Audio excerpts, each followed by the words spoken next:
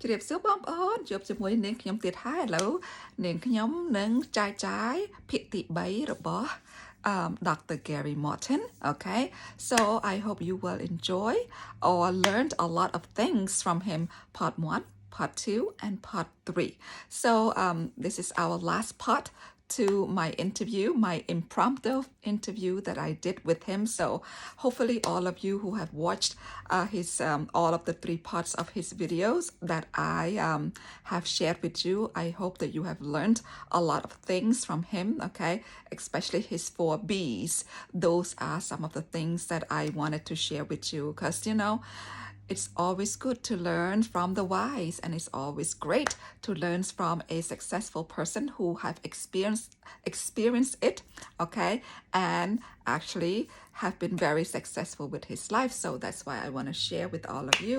So if you haven't watched part 1, part 2 yet, I am going to insert those links, okay, those videos that I have shared right up top in my description, so you can click on part 1 and part 2 after you finish watching this. If I were you, I would go and watch part 1 and part 2 and then watch this video. បងប្អូនសូមបងប្អូនកុំភ្លេចចុច share ហើយនិង like ឲ្យខ្ញុំផងហើយខ្ញុំចង់ចែកចាយដល់បងប្អូននេះដោយសារខ្ញុំយល់ថា Dr. Gary Morton បានមានអ្វីច្រើនដើម្បីជួយបងប្អូនទី1បងប្អូនណារៀនភាសាអង់គ្លេសអាចនឹងស្ដាប់ហើយនឹងយល់ពាក្យខ្លះៗទី2បងប្អូនណាដែលថារកស៊ីឬមួយរៀនខាង business ហ្នឹងបងប្អូនអាចយល់ហើយអាចរៀនពី him ជីវិតរបស់ him ដូចខ្ញុំនិយាយកាលពីលើកមុនដែរជីវិតរបស់ him គឺជោគជ័យច្រើនហើយខ្ញុំចង់ចែកឲ្យ him ហ្នឹងឲ្យគាត់យកអ្វីៗដែលថាគាត់យល់ថាសំខាន់នៅក្នុងការរកស៊ីឬមួយ you know businesses ឬមួយខាងរៀនសូត្រហ្នឹងដើម្បីឲ្យបងប្អូនបានមានជោគជ័យក្នុងជីវិតរបស់បងប្អូនដែរឥឡូវនេះបងប្អូនសូមមើលវីដេអូ Gary ដែលថាខ្ញុំចែកចាយដល់បងប្អូននឹងសង្ឃឹមថាបងប្អូនរៀនពាក្យអង់គ្លេសខ្លះឬមួយរៀន terminologies in term of businesses បានខ្លះអូខេបងប្អូនទស្សនាភាគទី3ជាមួយនឹងខ្ញុំបើសិនណាបងប្អូនមិនទាន់បានមើលភាគទី1ភាគទី2ទេសូមចុច link នៅខាងលើដែលថាខ្ញុំចែកចាយដល់បងប្អូននឹងអរគុណបងប្អូន You have to know what is the right approach for the right environment. Okay, building your own brand right? and your brand and is so you your representing brand have to show up in the right environment. Okay. And so whether it's wearing your blue blazer or you know, whether it's issuing an attitude of confidence. Okay. That's also part of your brand. Like people know, hey, you're someone who's gonna come and he's gonna bring energy every time. Like, oh yeah, Gary's here. Yeah. You know, the environment is, you know, so make it part of your brand. If that's, you know, who you are, make that part of your brand. You know, you've always got to issue confidence because people like people who's confident, and that's going to open up doors. It's going to give you opportunity. The other thing is, you know, and I said this too, is how you carry yourself. That is also part of your brand. And brand is critically important to people having the right perception of you, because then you're top of mind when certain opportunities come up. Like, hey, if your brand is being a finance guy, when a finance opportunity comes up, they can say, hey, you need to call Gary. Yeah. Right? They know right away because if your brand is real estate, they're like, oh, I've got a house to sell. Call Gary, right? I think you built your own brand Yes. with a lot of branches too. Yes. So you know, I kind of alluded to this. Hey, good night. So I alluded to this earlier. As being a Caribbean guy, there's a lot of different hats I wear. So Liberty Mutual is one job, and you know, currently I'm a director there. But other jobs that I have is my own kind of entrepreneurial endeavors, and one of them, which is part of a passion that I have, is real estate. Real estate, okay. So I'm a broker and owner of a real estate company in Boston, Real Estate Professionals, and I'm also the owner of Shea Mango Villa in Montserrat. Oh, yes, we know about that. So that's kind of more the hoteling piece, if you will. So I hope many people have seen, like, because I've shared your Chase Mangoes Villa at the Montserrat Yes. a few times with a lot of my friends, and I Yes. hope, to be honest with you, some Yes. of them will Yes. reach out and book your Yes. villa, because I know you Yes. made a lot of expansions in your Absolutely. property. So, That's part of the brand. Like anytime they want to think about going to the Caribbean, going to a paradise type Yeah. of island, anytime they think about, wanting to get some relaxation, some tranquility, magnificent views, Yeah. they should think about me and Shea Mango Villa. And so that's kind of the brand that I Yeah. build there. But, you've got to build your brand so that people think of you within that perspective.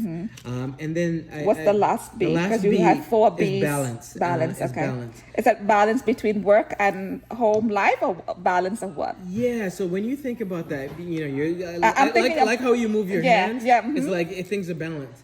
But what I learned about balance is that it's not about being truly balanced. Okay. Sometimes you've got to go hard at something and put all your time and effort.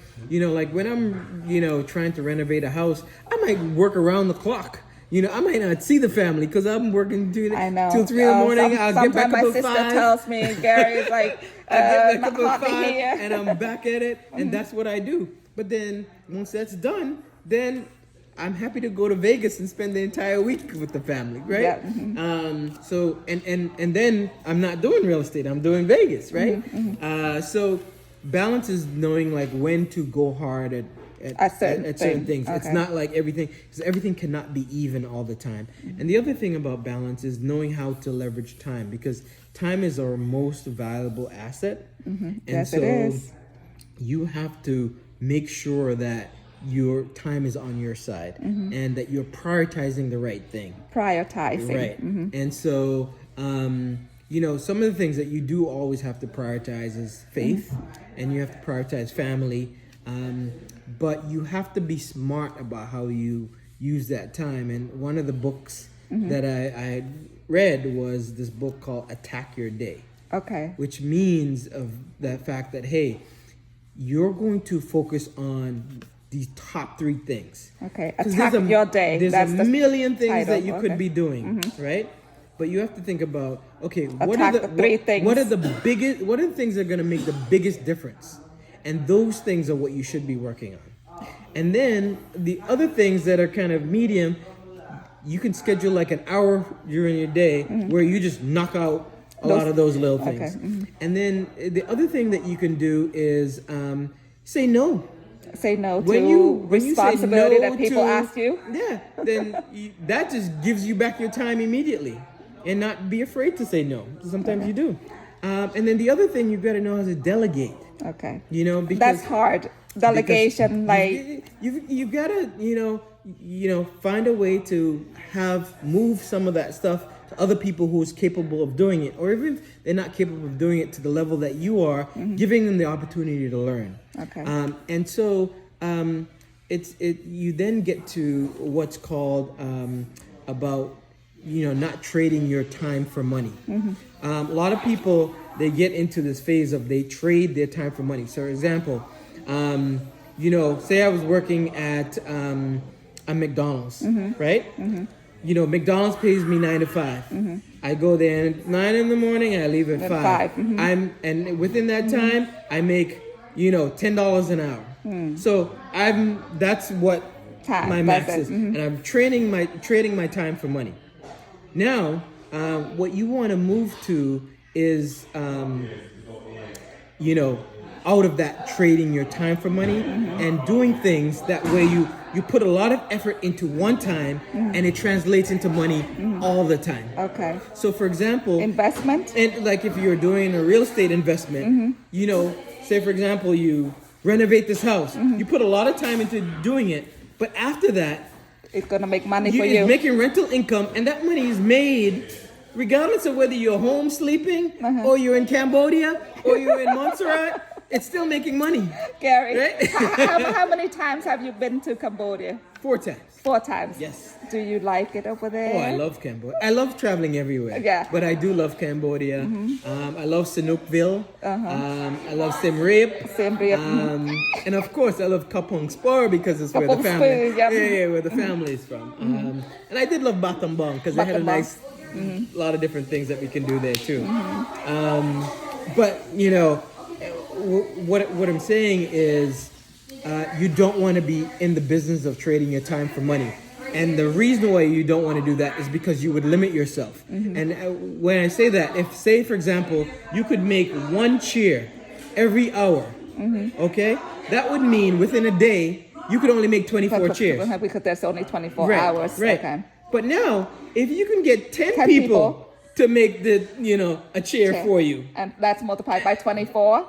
You got 240. Yeah, exactly. So that's how you change the game of not trading your time for money, so that you create more value, you create more wealth within the limited time that we have. Because we all have a time that we've been born and a time that we die, and it's a relatively short time.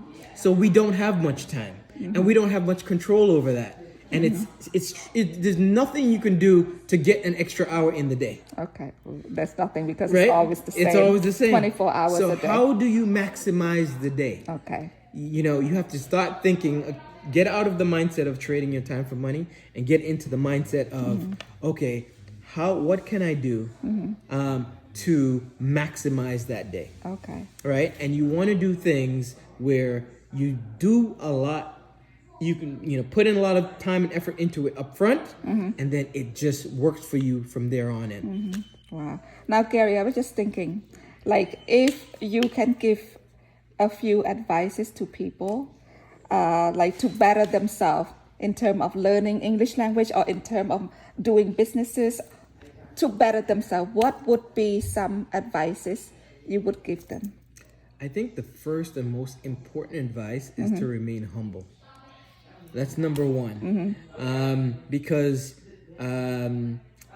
you can find yourself unsuccessful because people think unsuccessful. If people see you as someone who is pompous or braggadocious, or so you always have to remain humble. The other thing is that you always have to be overly thankful.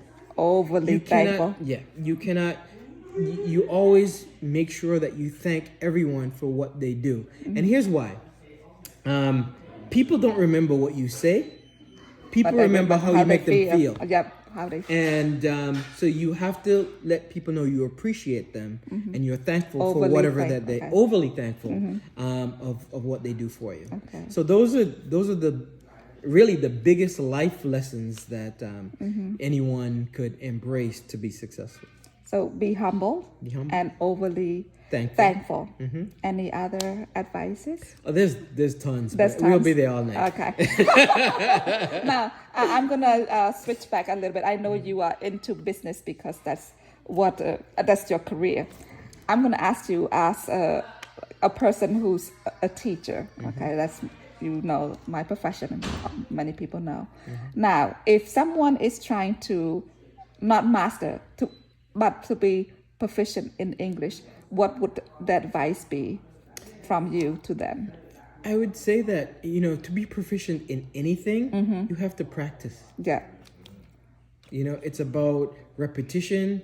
I think there was a book called 10,000 Hours. I don't know if you've ever seen it. No, I have not read that book. And it says that if you do 10,000 hours, basically the concept of the book is if you do anything for 10,000 hours, you become very proficient at it. And the kind of the takeaway there is that you have to keep practicing, and the more you practice, the better you're going to become. So if you want to, be better with English, you have to practice. And practice can come a lot of different ways. You can practice by trying to engage with others who speak English, right? You can practice by, watching the TV. You can practice by maybe playing some kind of interactive game.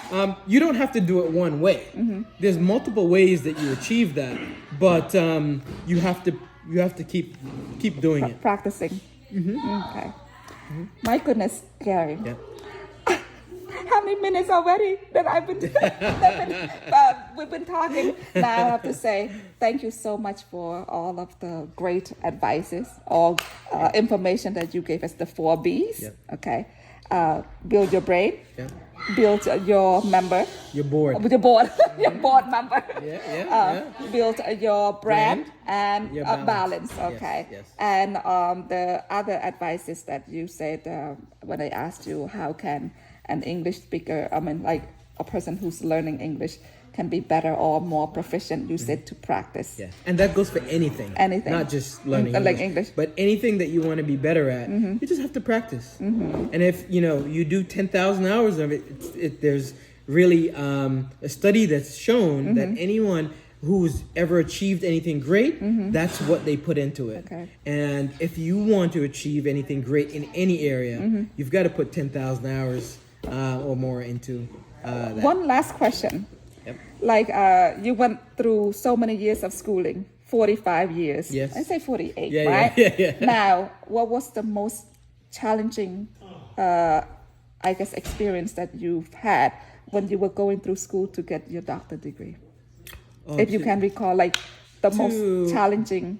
Well, when you're getting a doctoral degree, the most challenging piece is the iterative kind of process that it has. And so in any doctoral study, you have to write and rewrite and read and rewrite and read and rewrite. And editing, right? And you do that for 5 to 7 years. So again, you're putting in a lot of time. And so that is the most challenging, but it's the best way to learn because again, you're really practicing, right? And so that's the takeaway. And then there's the formal steps. There's you have to go through what's called an IRB, an institutional review board. So they have to approve your study, and that you have to do the See, I didn't get up to the doctoral degree level, so I have no idea what IRB stands for. So what does it stand for again? Institutional Review Board. Institutional Review Board. Yes. Okay, so and so they have anyone to approve. anyone who get a doctoral degree for any kind of doctorate, their study has to be approved by an IRB. Okay. Any other advices or anything that you want the viewers or anybody say come onto my page and see these clips of yours? What would you say? I would say words? The only thing I would say is come to Montserrat. Okay. And make sure book at Chess Mango Villa. That's for sure. And if you ever want your house to be sold or you want anything looking into buying houses, you anything real estate, if you got a good investment opportunity, that I don't have to trade my time for money. How about Liberty Mutual? What do you do? Like what kind of services? You said insurance. Yes. So Liberty Mutual does, is a global company. They make about over $40 billion a year. $40 billion? Yeah. If you think about anything at all, Liberty is involved with it in one way or the other. Okay. Whether you're talking about insurance for your phone, whether you're talking about building a bridge, whether, mopeds in Vietnam, most of them are somehow connected with Liberty Mutual Insurance. Okay. So there are it's a huge, and it blows my mind because I never even knew how expansive insurance could be. But it's a huge, and it's actually one of the less known industries that can provide a plethora of different career opportunities. Wow. Well, let me just get in the frame. I'm going to say, you know what? ជំរាបលាបងប្អូនអានេះបងប្អូនថ្លៃរបស់ខ្ញុំហើយគេរៀនបានជ្រះជ្រៅមែនតើហើយខ្ញុំចង់ឲ្យបងប្អូនខ្លះដែលថារៀនភាសាអង់គ្លេសឬមួយ studying in business so that you can actually learn a few things from Gary. I'm not saying a few things. I think you can learn a lot of things from Gary. សូមអរគុណច្រើនបងប្អូនណាដែលថាចូលមកនៅក្នុង my page. អរគុណ What else can you say? Just អរគុណអត់ជ្រាបលាទេហ៎ លីហើយ មកជ្រាបលាជ្រាបលាបងប្អូនអរគុណច្រើនហើយជួបគ្នាលើកក្រោយទៀតអរគុណច្រើនបាយបាយ